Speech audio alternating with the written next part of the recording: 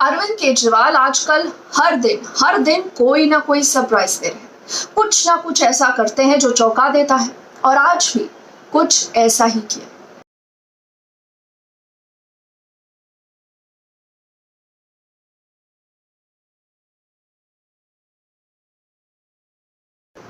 साथ ही एक और बड़ी खबर आती है कि एलजी के खिलाफ आम आदमी पार्टी ने एक नया मोर्चा खोल दिया है। उन पर 1400 करोड़ के घोटाले का आरोप लगा दिया। अब आपको याद होगा, हाल ही में चाहे शराब घोटाले की बात हो, कुछ समय पहले जिस तरह अरविंद केजरीवाल का सिंगापुर टूर था उसको लेकर जो विवाद हुआ हो, और हाल ही में जिस तरह ये खबर आई थी कि एलजी ने दिल्ली सरकार की कई फाइल्स को वापस भेजा था। अब एलजी के इस्तीफे की मांग कर रहा है आम आदमी पार्टी, और आज की रात उनके इस्तीफे को लेकर ही सभी आम आदमी पार्टी विधायक विधानसभा में धरना दे रहे हैं। वो रात वहीं गुजारे। तो जाहिर है अरविंद केजरीवाल ने आज के मौके का डबल इस्तेमाल कर लिया। एक तो एलजी को घेरने के लिए, साथ ही साथ बीजेपी पर सीधा सीधा हमला बोला है अपने इस भाषण के जरिए, जहां पर लगातार बीजेपी पर बौछार की गई। आजादी के 75 साल में मुझे लगता है कि सबसे ज्यादा भ्रष्ट अगर कोई सरकार है तो मौजूदा सरकार है केंद्र के अंदर। इससे ज्यादा भ्रष्ट सरकार आज तक कभी नहीं आई। जिस तरह से ये लोग 10 लाख करोड़ रुपए इनके दोस्त खा गए, 6300 करोड़ रुपए से इन्होंने एमएलए खरीदे और लाल किले पे खड़े होकर कहते हैं मैं भ्रष्टाचार के खिलाफ लड़ रहा हूं। अरे बेवकूफ बना रहे हो इस देश के लोगों को। मैं भ्रष्टाचार के खिलाफ लड़ रहा हूं। अरे कौन मानेगा भ्रष्टाचार के खिलाफ? पूरे सरेआम बाजार के ऊपर, बाजार में तुम एमएलए खरीदते फिर रहे हो और कह रहे हो मैं भ्रष्टाचार के खिलाफ लड़ रहा हूं। गरीबों की जेब से हाय लगेगी तुमको। एक गरीब के बच्चे का दूध काट के तुम अपने एमएलए खरीदते हो। एक गरीब के बच्चे की रोटी काट के उसकी गेहूं के ऊपर, उसके आटे के ऊपर टैक्स लगा दिया, उससे तुम अपने अरबपति दोस्तों के खजाने भरते हो। हाय लगेगी तुम्हें गरीबों की। अगर आज ये एमएलए खरीदना बंद कर दें, आज ये अरबपति दोस्तों के कर्ज करना माफ कर दें, मैं दावे के साथ कहता हूं देश से महंगाई खत्म ना हो जाए तो देश से तुरंत महंगाई खत्म हो जाएगी। लेकिन देखिए, सवाल तो ये उठेगा कि आखिर अरविंद केजरीवाल बीजेपी पर इतनी बौछार, और वो भी लगातार हर दिन क्यों कर रहे हैं? अब आपने ये भी नोटिस किया होगा कि जब से उप मुख्यमंत्री मनीष सिसोदिया के घर छापे पड़े हैं, उसके बाद से ही अरविंद केजरीवाल और उनकी पार्टी बेहद उग्र है, बहुत अग्रेसिव। हम सबने कई भाषण देखे, कई प्रदर्शन देखे, यहां तक कि अचानक राष्ट्रपिता महात्मा गांधी की समाधि पर अरविंद केजरीवाल का कहें तो एक तरह से धरना भी देखा है। अब अरविंद केजरीवाल लगातार इस कोशिश में है कि सबका ध्यान उन्हीं पर रहे, जबकि हाल ही में चाहे बंगाल हो, बिहार हो, झारखंड हो, सब जगह बहुत कुछ हो चुका है। अब अरविंद केजरीवाल की एकमात्र कोशिश, जो उनका इस समय 1 पॉइंट एजेंडा है, वो ये लगता है कि बीजेपी पर एक युद्ध जैसा, यानी एक वॉर जैसा आक्रामक रहने में ही फायदा है, और वो भी दिल्ली से गुजरात और गुजरात से दिल्ली। आज अगर ये लोग अपने दोस्तों के कर्जे जितने माफ करें वो रिकवर कर लें, इस देश से महंगाई दूर हो सकती है। एक अंग्रेज थे,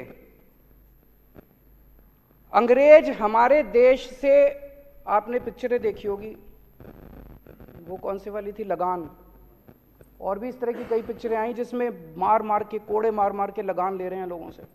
वो लगान लेते थे, अत्याचार करते थे, और वो लगान लेके, टैक्स लेके हमारे देश पे खर्च नहीं करते थे, वो सारा पैसा इंग्लैंड ले जाते थे। और अब उनके बाद ये अंग्रेज आए हैं, ये भी खूब खून चूस रहे हैं जनता का, खूब टैक्स ले रहे हैं, हर चीज पे टैक्स ले रहे हैं। वो टैक्स आपके ऊपर खर्च नहीं कर रहे, आपके स्कूल नहीं बना रहे आपके बच्चों के लिए, आपके लिए अस्पताल नहीं बना रहे, आपके लिए बिजली नहीं कर रहे, आपके लिए सड़कें नहीं बना रहे। आपसे टैक्स ले लेके ये सारा पैसा अपने अरबपति दोस्तों के जेब में डाल रहे हैं। इसलिए महंगाई हो रही है कि मैं देश की जनता से पूछना चाहता हूं, क्या हम ये बर्दाश्त करते रहेंगे? पेट्रोल और डीजल क्यों महंगा हो रहा है? कभी सोचा हमने? रोज पूरी दुनिया में हम देखते हैं, पूरी दुनिया में तेल के दाम गिरते हैं, और हमारे देश में दाम बढ़ते हैं? ऐसा कैसे हो सकता है? पूरी दुनिया में कितने ऐसे देश हैं जहां पे भारत से कहीं ज्यादा सस्ता पेट्रोल डीजल मिल रहा है, हमारे यहां महंगा क्यों मिल रहा है? पेट्रोल और डीजल पे अनाप शनाप टैक्स लगा रखा है इन लोगों ने, इतना टैक्स लगा रखा है। ये पैसा कहां जाता है? ये पैसा जाता है ऑपरेशन लोटस पे। ये क्या है ऑपरेशन लोटस? ऑपरेशन लोटस है अलग अलग राज्यों के अंदर ये लोग एमएलएज को डरा के, एमएलएज को खरीद के और उससे ये लोग सरकारें गिराते हैं और अपनी सरकार बनाते हैं। दरअसल ये भी लगता है कि अरविंद केजरीवाल विपक्ष की राजनीति के पचड़े में फिलहाल तो पड़ना ही नहीं चाहते। कांग्रेस से एक दूरी बना रखी है, साथ ही दोस्तवाद के साथ साथ परिवारवाद के खिलाफ भी मोर्चा खोल रखा है। अब आपको याद होगा जब सोनिया गांधी और राहुल गांधी की एनफोर्समेंट डायरेक्टरेट की पूछताछ हो रही थी, उस समय भी अरविंद केजरीवाल नदारद थे, बिल्कुल खामोश। वहीं कांग्रेस पार्टी भी सीबीआई छापे के बाद अरविंद केजरीवाल को लगातार निशाना बनाती रही। तो लगता यही है कि अरविंद केजरीवाल विपक्षी खेमे में अब अपने खेमे की तलाश में। हाल ही में उनको अखिलेश यादव का भी साथ मिला है, सुनिए। बीजेपी के जो मित्र लोग हैं, जो सरकार के लोग हैं, वो एक विभाग से लोगों को डरा के, धमका के, पैसे की ताकत से सरकारों को गिरा रहे हैं। ये लोकतंत्र में ये परंपरा कोई अच्छी परंपरा नहीं है। महाराष्ट्र में सुनने में आया कि डरा के, धमका के, पैसे चला के सरकार गिरा दी।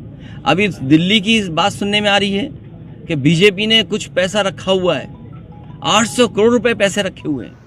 अरविंद केजरीवाल ने आजकल इंडिया नंबर 1 और तथाकथित रेवड़ी यानी कि जो फ्रीबीज है उसको लेकर भी एक अभियान छेड़ रखा है। रेवड़ी पर प्रधानमंत्री मोदी के बयान को एकदम लपक कर अरविंद केजरीवाल ने फ्रीबीज को जरूरी बताकर एक जवाबी रुख भी अख्तियार कर लिया।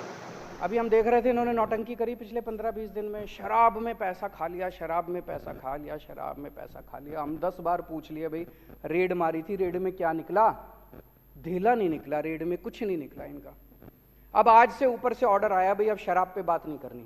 अब कह रहे हैं नए क्लासरूम क्यों बनाए, टॉयलेट क्यों बनाए? मैं देख रहा था, कहते जी इन्होंने टॉयलेट ज़्यादा बना दिए। हाँ जी बना दिए। हमारी बच्चियां जो हैं उनको अगर टॉयलेट जाना हो, अगर हमने ज़्यादा टॉयलेट बना दिए, क्या गलत करा? दरअसल मुफ्त शिक्षा, मुफ्त बिजली और पानी आदि अरविंद केजरीवाल की राजनीतिक सफलता के सफल हथियार। दिल्ली मॉडल। अब भले ही बिल के इस मामले पर अरविंद केजरीवाल कोई बयान जारी नहीं करते हो, मगर अरविंद केजरीवाल ऐसी कोई कसर नहीं छोड़ रहे जिससे उनको यानी अरविंद केजरीवाल को प्रधानमंत्री मोदी के एकमात्र विकल्प के रूप में देखा जाए, एक ऑल्टरनेटिव के तौर पर, दी ओनली ऑल्टरनेटिव। भले ही उन्हें कुछ मोदी स्टाइल की नकल करनी पड़े। अब दूसरी तरफ बीजेपी की बात करते हैं। शायद बीजेपी को भी लगता होगा कि कुछ समय के लिए तो ओवरऑल अरविंद केजरीवाल उनके लिए फायदेमंद साबित हो सकते हैं। शायद ये बात थोड़ी बहुत अरविंद केजरीवाल भी समझते हो, मगर साथ ही देखिए ये भी साफ है दोस्तों कि अरविंद केजरीवाल की नजर अंततः अपनी सफलता पर है, उनके अपने गुट पर। फिलहाल देखिए राजनीति एक दिलचस्प मोड़ पर है। गुजरात का चुनाव है जहां पर अरविंद केजरीवाल खूब बढ़ चढ़कर चुनौती देने में लगे हैं। विपक्षी खेमे से नीतीश कुमार भी उभरे हैं। बहुत कुछ होना है, मगर ये तो देखिए कहना ही होगा कि अरविंद केजरीवाल इस समय सुर्खियों में बने हुए हैं, हेडलाइंस में छाए हुए हैं। सारी पार्टीज इस समय गुना भाग में लगी होंगी, खासतौर से विपक्षी दल और बीजेपी भी। तो आगे आगे देखते हैं क्या होता है। अगर आपने अभी तक मेरे YouTube चैनल को सब्सक्राइब नहीं किया है, आपसे गुजारिश है कि न्यूज़ यू डोंट गेट को जरूर सब्सक्राइब करिएगा। कमेंट सेक्शन में अपनी राय, अपने सुझाव, अपना फीडबैक जरूर दीजिएगा। फिलहाल के लिए थैंक यू।